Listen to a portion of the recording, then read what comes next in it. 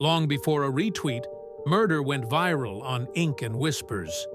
By 1975, London papers had splashed Jack the Ripper across headlines over 50,000 times. Press reports dubbed Peter Sutcliffe the Yorkshire Ripper, an allusion to the Victorian serial killer. He was convicted of murdering 13 women. Copycatting isn't new. It just moved at printing press speed. Tonight, 5 killers who studied the greats and still flunked the ending. Stick around for our final case. The first killer we'll discuss is from the 1960s, drawing inspiration from a notorious figure of the 1930s. Number 1, the Ripper Echo. Peter Sutcliffe grew up in Yorkshire. He was a truck driver who attacked women between 1975 and 1980. Like Jack the Ripper, he primarily targeted sex workers.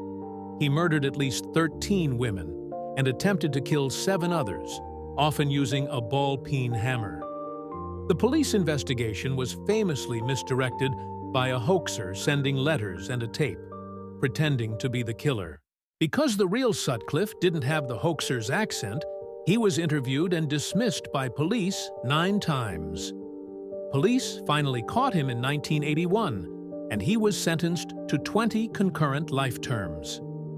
Number 2. The Backpacker Killer's Nephew. Fast forward to 2010, Australia's Belanglo State Forest. 17-year-old Matthew Millett hoisted a double-headed axe.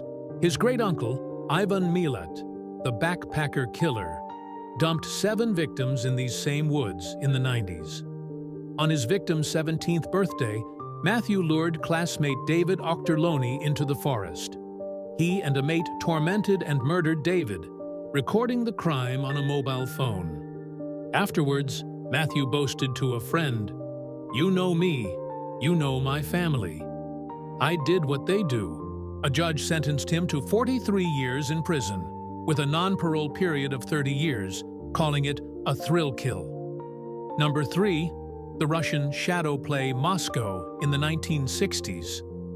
Residents opened their doors for a man posing as a gas meter reader from Mosgaz, the gas service.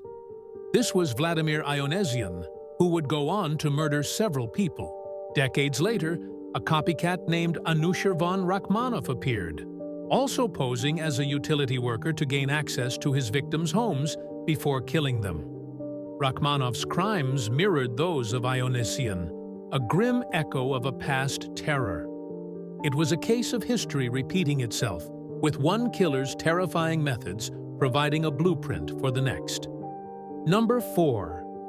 The Cypher Wannabe. New York, 1990-93.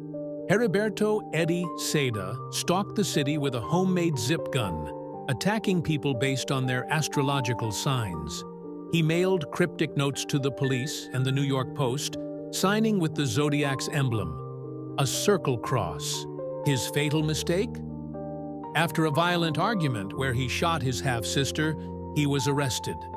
His handwriting on his police statement matched the letters, and DNA from saliva on a stamp used to mail one of the letters provided a direct link. At trial, he was convicted and sentenced to 232 years in prison. Number 5. The Courtroom Fan Letter. Iran. In the early 1960s, Hoshang Amini began a murder spree inspired by Asghar the Murderer, Iran's first infamous serial killer from the 1930s. Asghar had been executed by hanging in 1934 after being convicted of killing 33 people. Amini, who became Iran's most prolific serial killer, confessed to 67 murders between 1954 and 1962.